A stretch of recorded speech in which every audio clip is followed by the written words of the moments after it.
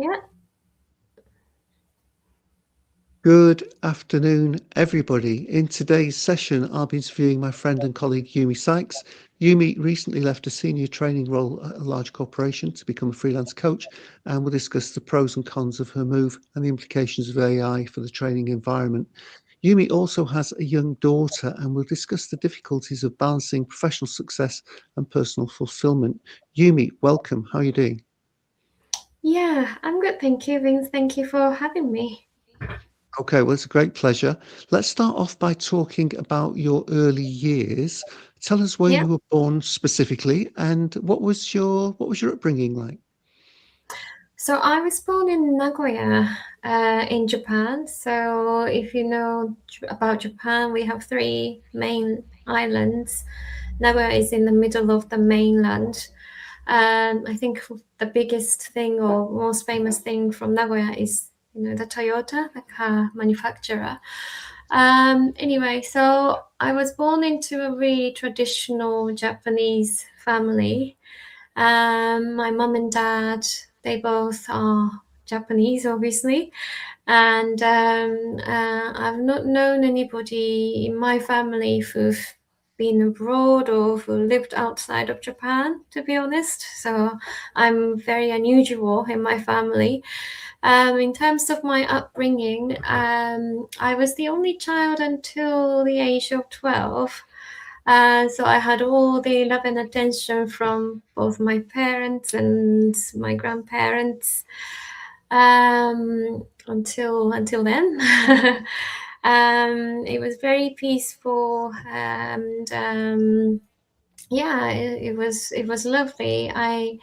I grew up with a dog. I always grew up with a dog, so I had a lot of love for animals, especially dogs. So I wanted to be a vet at some point. And then my sister came along, and that came unexpectedly, and that changed my life in a good way. I absolutely love my sister. She was like my daughter to me. She still is to some extent, although now she's 27 and she's a lot more mature than I am in many ways. But yeah, so grew up in a very traditional Japanese family and never been abroad until I entered university. But I had a lot of influence in terms of music and I guess literature. My mum used to read Alice in Wonderland, for example, or my parents loved listening to the Beatles. So we used to listen to those music in the car.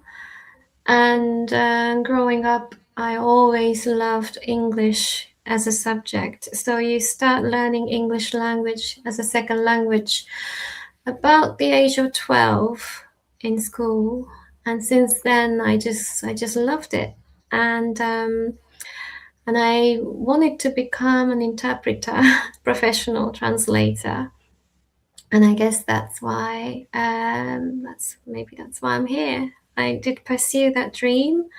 So I started my career as a high school English teacher, but I still wanted to become a translator. So I joined an international tech company as an internal translator slash executive assistant. And then I moved my way up into becoming head of L&D in that company. So I guess, I use my English language to be where I am. That What was a was it lot. like? Yeah, what Mhm. was it like moving here? That must have been a huge, shock to the system, I imagine. Yeah, yeah. I mean, when I was at uni, it's like a gap year, and I went to the UK and I spent a whole year in the UK. So I thought I somehow knew what it would be like to live in the UK compared to Japan. But living there as a student and working in the UK was a completely different sort of spectrum, and it was a big shock to the system. and yeah, just adjusting to a different culture Yeah. was yeah, was really interesting. Lots of things I liked. As you may know, Japan is very much like work driven. So a lot of people work long hours, which is taken for granted in some ways. When I was a teacher, I used to start from 6 a.m. and I still couldn't finish work, so I used to bring work back home and didn't finish until 8, 9. That was normal. But in the UK, I think that's quite unthinkable. And you have many holidays, you go away. So I loved the work-life balance. Just that in Japan, everything works on time. So, like public transport, it's never late. Even if it's 2 minutes late, then there will be announcement apologizing for the delay, and that doesn't happen in the UK. So there's a lot of that sort of yeah, shock to the system. Would you say Yeah. just different? Okay. What were your hobbies and interests as a young woman, and how would you say they shaped the Yumi the professional? Yeah, so I've always loved dancing. So when I was in high school, I used to be in a baton twirling club, and we did like a ballet as a warm up, and I loved that part of dancing. And when I graduated from uni, I started dancing as a hobby, and yeah, I did ballet, jazz. That's that's become my huge passion. And then I pivoted into pole dancing, and then I became a competitive semi-professional pole dancer. Wow. And then I think that makes me unique in coaching, is that I use a lot of physical intelligence, I guess, physicality, embodiment in my coaching, just because I know how to use body, how our body holds so much wisdom, and when you can connect what the body holds with what's going on in your mind, it can be really transformational, and it can raise awareness to the next level. So I think, yeah, I love dancing, and I love incorporating movement in coaching. I think that's, yeah, Oh, that's wow, really it's a interesting. very unusual way in, I guess. Hmm. Congratulations. Very unusual. Now, your daughter is coming up to 2 years old. What's it like being a working mum? That's got to be challenging, surely. Oh, definitely. Parenting is never ending, as you must know, Vince. Um, No. and especially she's now coming nearing 2, and she can never stay still. She's running around, and yeah, it's really challenging at times. But she's also my purpose. The reason why I do my business is because I want to leave a sustainable future for my daughter and the next generations to come. And she gives me the motivation and the drive to keep going. And I feel this level of motivation, I wouldn't say I wasn't motivated, but it was not as available before I had my daughter. And she just makes me happy, even though sometimes I just want to shout at her, because she just doesn't listen. But coaching is a lot about self-reflection, and one of my value is to be giving. And I always reflect on myself, how giving was I to her, and how loving and giving was I to her. And it's just it she helps me to be a better person every day. So even though I wouldn't lie, it's super challenging, but she also helps me to keep going, keep showing up, keep pursuing my purpose and dream. Oh, wow. Sounds like a little bit of a utopia for you there. But as I said, I guess it's a very full-on experience working full-time and having a child as well. So not easy balancing tasks. So congratulations, you seem very happy with the situation at the moment. So congratulations for finding that happy medium. So let's move on to the big question of the day, Mhm. and that is, with AI dominating virtually every business conversation, how do you imagine the world of leadership and management in the next 10 years? Really good question, and it's everywhere, right? AI. And funny you asked me this because I was leading a conversation in my previous employment how to leverage AI in the workplace. And if you don't use AI, are we going to be, I don't know, sort of losing opportunities and be behind the market? I think that's certainly true, but it's about, I mean, with anything, there are abundant or various forms of AIs that you can be using. And it's about knowing what matters to you, what kind of value it will add to what you want to achieve, instead of, oh my gosh, I've got to use it.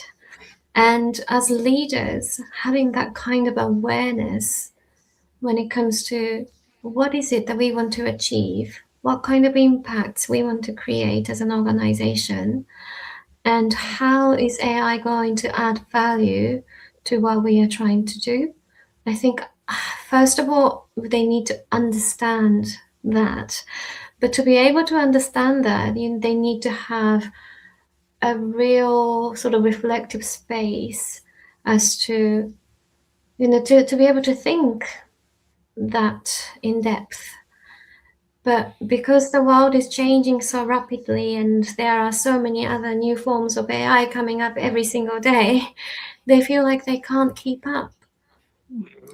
But I think it's important for leaders to just take a step back and understand what is it that really matters to us as an organization, to the world systemically. So I think in terms of leadership, that kind of, yeah, awareness, reflection, and clarity is important. Sure. Okay. Now, with this huge issue of AI going on in the background, Hmm. where do you prefer to be? Would you prefer to still be working in the corporate world, as an L&D global manager or a freelance leadership coach? Which is your, you know, which one? I know where you are now, but there's got to be challenges in both of those worlds. Yeah, exactly. And I think it's coming back to, um, I guess I want to call this ikigai, the intersection between what you love doing, what the world needs, what I am good at, what I can be paid for. And I always think about that, even though ikigai as a framework is actually not truly Japanese. I don't think the word is, but I think the framework was developed by some I think maybe American guy. Oh, I can't remember. Anyway, um, my purpose is to, like I said, to leave a sustainable world for my daughter and the next generation through coaching leaders, especially leaders in, I guess, sustainability led organizations. That is my dream and purpose. And in that sense, I think I will be happy to go back to corporate L&D type of role. Um, I will also be happy to continue to build my business. I think it's just knowing that the kind of impacts I want to create through what I do is, like I mentioned, that helping leaders to reflect and create sustainability impacts. So as long as I can achieve that, I think I will be happy to do either. Um, yeah. Okay, thank you. Now, you and I have worked together very briefly, but Yes. I know how enthusiastic and passionate you are about your projects. Where does that come from? Where does that energy spring from in you? Yeah, so it's a really interesting sort of, um, I guess, history. I was always interested in international development, and I was volunteering a lot when I was in uni, and I went to Bangladesh doing some volunteer work, um, visiting orphanage in Bangladesh, etc. And at one point, I really wanted to get into international development, and but I guess I got my job as an English teacher, and I didn't really get into that. And then but I still wanted to study more about international development. And then I ended up doing a degree, master's degree in sustainable development. Um, and then I did that whilst I was having this full-time job in the tech company I mentioned, doing global HR, doing L&D. Um, and then I kind of put that sort of behind my passion around sustainability. And then when I left the corporate world, and I have been trying to understand what is it that I really want to do, what's my purpose, then I discovered or rediscovered, this passion for sustainability. And then I also found out that actually a lot of coaches have, similar passion, and a lot of people are talking about, inner development to facilitate the outer transformation.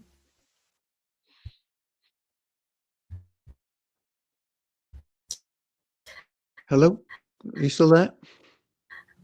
Facilitating that. I am. Hello? Oh, Okay, yeah, I just lost you for a moment. There you are. I'm glad you're back. that's okay. Do, con- Yeah, do they're continue. facilitating that inner growth so that the leaders can create that sustainable impacts and create a sustainable world. So when I was doing my degree, I learned that, for example, organizations put together have more influence on that, world challenges such as climate change than governments. They have so much more influence sometimes. And so I saw that, I see that as my mission, to facilitating that inner growth so that leaders can create, or leaders can do that outer transformation to create that kind of, sustainable impacts. So I was able to sort of merge or connect both my passion for people development and sustainability. Okay, so you're a coach nowadays. So one Mm-hmm. there's, in my humble opinion, there's a lot of coaches out there. What Yeah. what makes what's the magic? What makes you different in what is very much a crowded market? How would you Mm, describe that? absolutely. Yeah. And well, I think there are three reasons why I am unique in this crowded market. One is, I already mentioned, I was a competitive pole dancer. I don't know many coaches who used to be or who are Me neither. competitive dancer. So I can incorporate physical intelligence and, you know, um, I guess, what's going on in the mind, and I can connect that. So that's really powerful. That kind of somatic elements is really powerful, especially in this digitized age. I think that's really going back to what it means to be human beings. The second is that I am Japanese, so I bring that different perspectives and approaches to the coaches, for example, from the UK or EU. I'm intentionally using Zen Garden as the background today.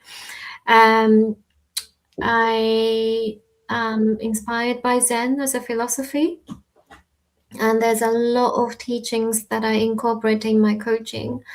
One is, for example, beginner's mind. You know, we have a lot of pre-existing knowledge. We have a lot of limiting beliefs as human beings. But if we can put that aside and face every day with beginner's mind, which is called shoshin in Japanese, and so bringing that kind of to that level of curiosity, you know, every day is a new challenge, new opportunity. That just changes the whole sort of spectrum, I think. Another philosophy I use, or I ask my coaches a lot, is the simplicity. So, what can you let go of to create space, both mentally and physically, to create space for new opportunities or new possibilities? And I'm talking about like physically decluttering as well. Yeah, oh uh, dear. Don't speak up too loudly in case my wife's listening because she thinks I'm a hoarder. And that's probably true of my books. I have a lot of books. I've got thousands of books in the flat. yeah, So yeah, yes, she's can not as tell. interested in my books as I am. Oh, well, I love reading books, so I'm just as bad. But yeah, I often ask, what can you appreciate in time, you know, in simplicity? What do we have, and what can you let go of, to create space for yourself, for your well-being, etc. So I bring that kind of Zen inspired approach, which again is quite unique to my background. And and and also I think one of my proudest achievements in my previous employment is that I led leadership development as a female leader from ethnic minority in an international company. And I brought that compassionate, sort of feminine, inclusive leadership approach in a male dominated tech company. Um, and so I created a warm, calm, reflective space for leaders to create awareness, to to um, to create inclusive space, to create empowering space. So I think that makes me really unique.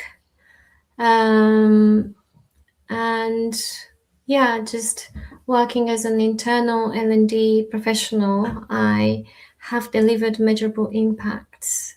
And obviously, that might be something that's quite common, but I think obviously businesses are looking for impacts, and I have demonstrable evidence that I have done that. So yeah, there are lots of things that makes me unique, but my passion, my background, and yeah, my passion for both dancing, coaching, and also Zen, and my background, I think that kind of gives me the edge in this crowded market, as you say.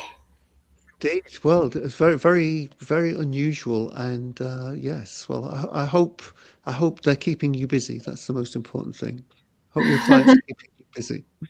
Okay. Now, you mentioned about sustainable management and leadership, and you've just given us your three big reasons why you're very different. And how does that? How would you define regenerative leadership, or are those the type of parameters that you're talking about?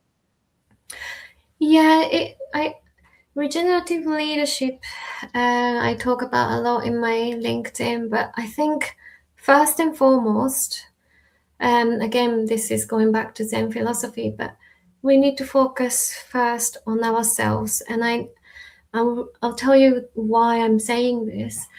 So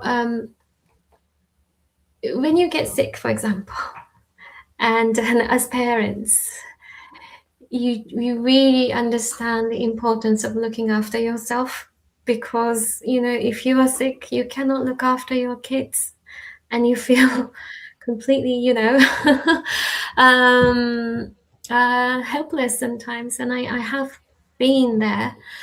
Anyway, what I'm trying to say is that your ability, this is a quote I learned when I was going through in a development goals ambassador program. But your ability to serve others is never greater than your well-being. And and I've spoken to so many leaders who have already burnt out or at the verge of burning out. And I do think that in this age of AI, complexity, uncertainty, conflicts, so many things going on. And, obviously in the UK, the economy is not great. Leaders have so much pressure, and they first need to themselves regenerate themselves, look after themselves, to be able to do, or to be able to create the kind of impacts that I was talking about.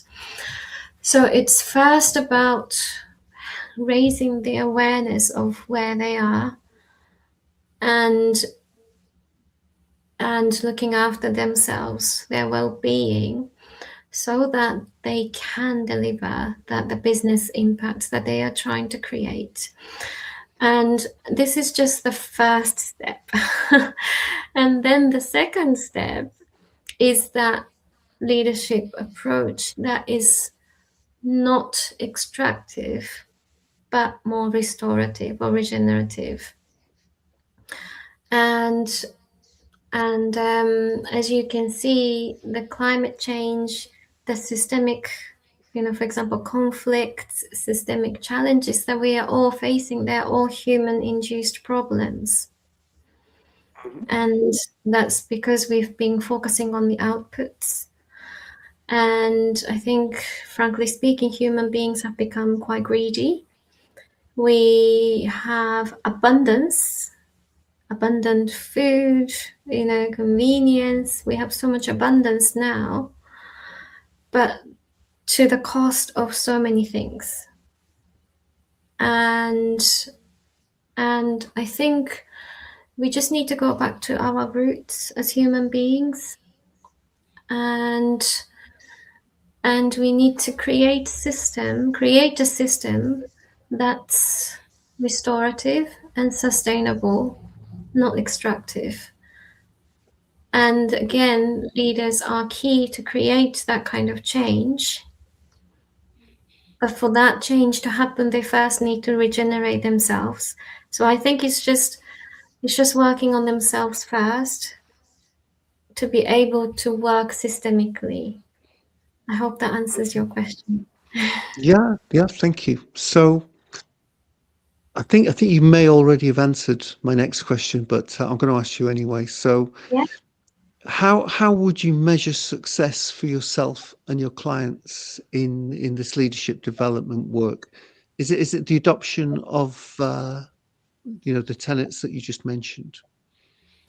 I think it really depends on what success looks like.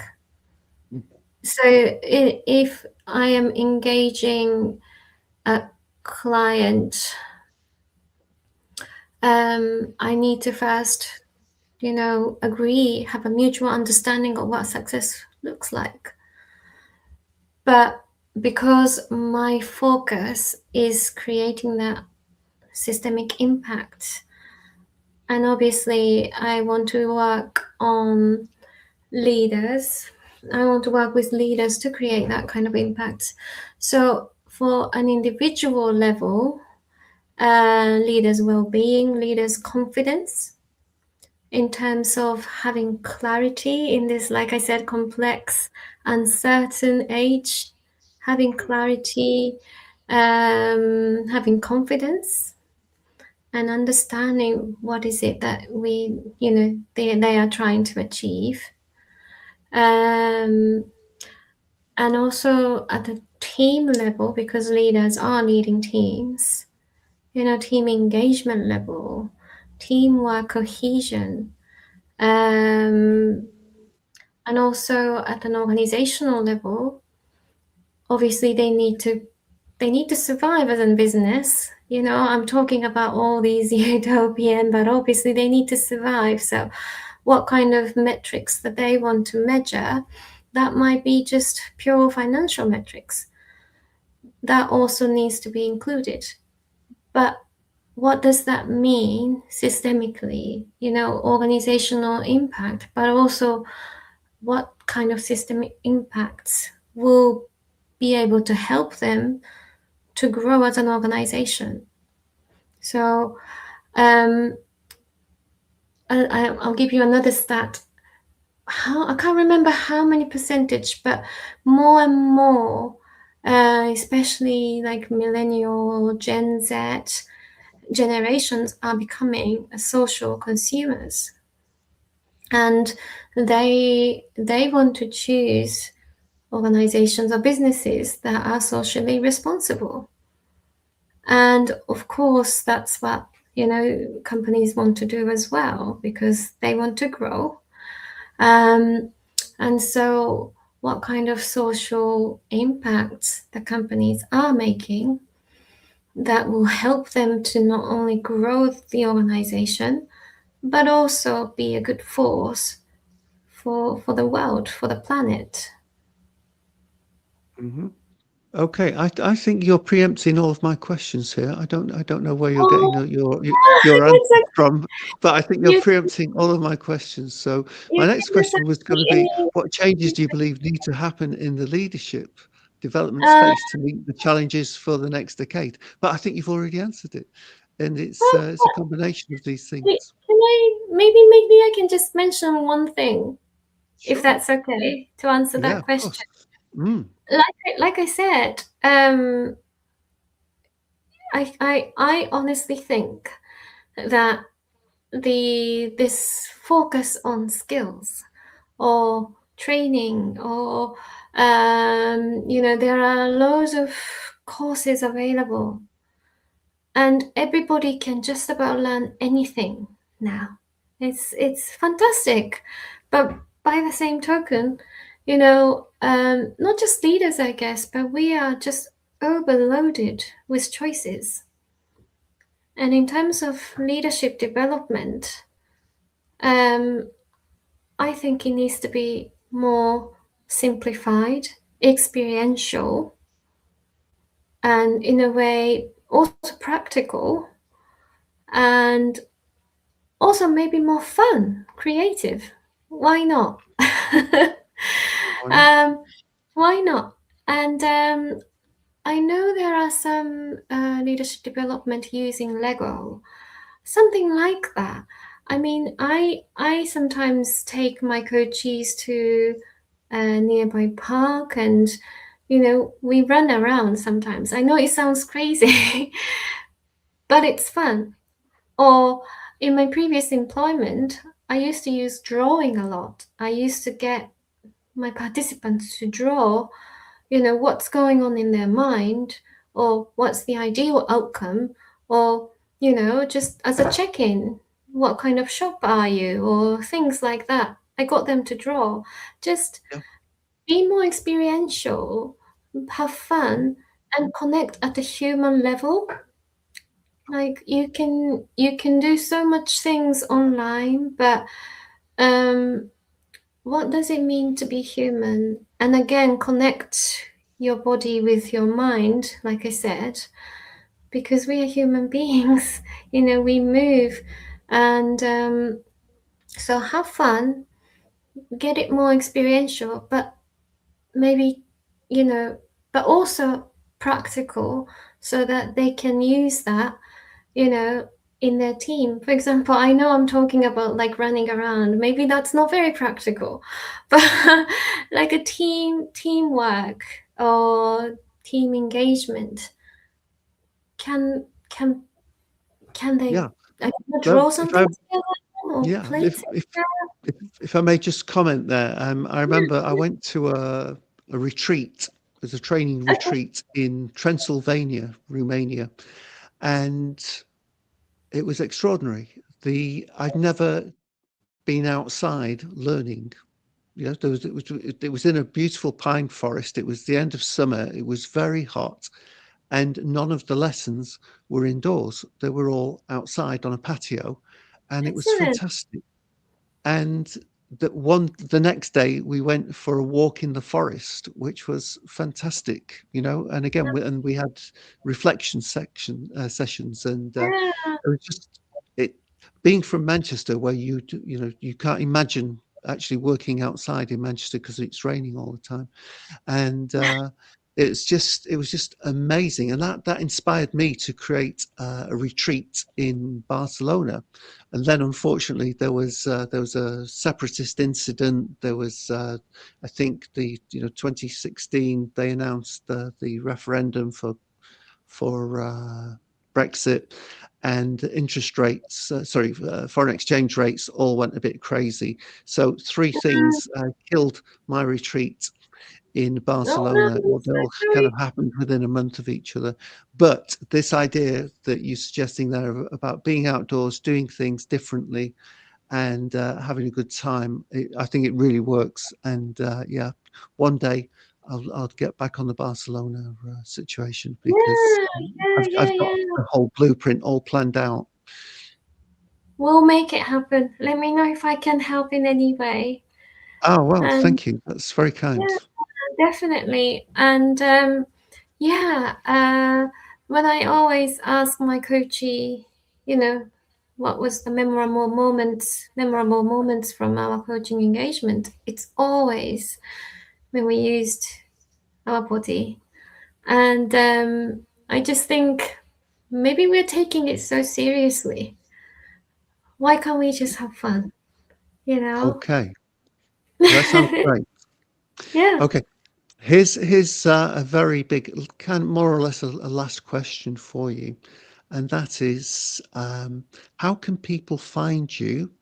Tell us Hmm. a little bit about your business and how people, if they're interested and available to work with you, how could they contact you?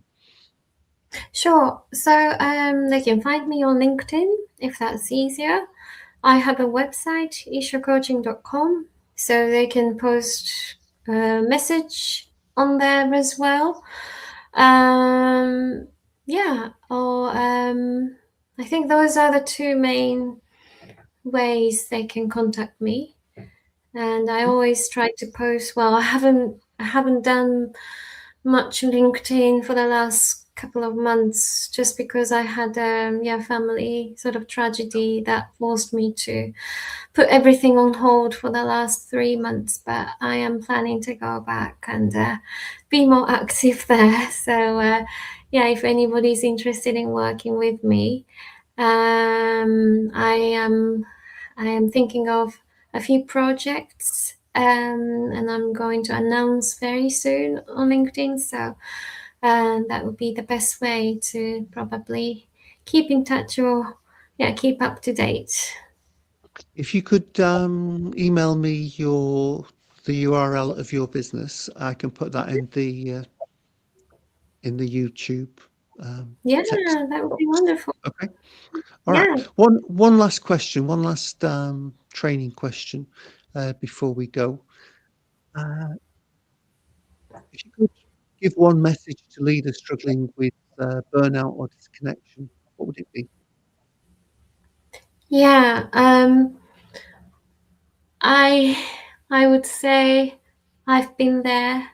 I hear you, and take a step back and reflect on what's really important. Um, you you have so much to offer, but you need to look after yourself first and foremost. Okay, Yumi, that's a lovely message to finish with. Thank you so much. Um, that's all we've got time for today. So, but please, would you just stay on the line for me so I can thank you personally when we end the call? Yeah, And of course. folks, my next podcast is with Paul de Roos on Friday, the 27th of March at 5 p.m. CET, Central European Time, and I'll see you then. So just stay on the line, please, Yumi. Yeah.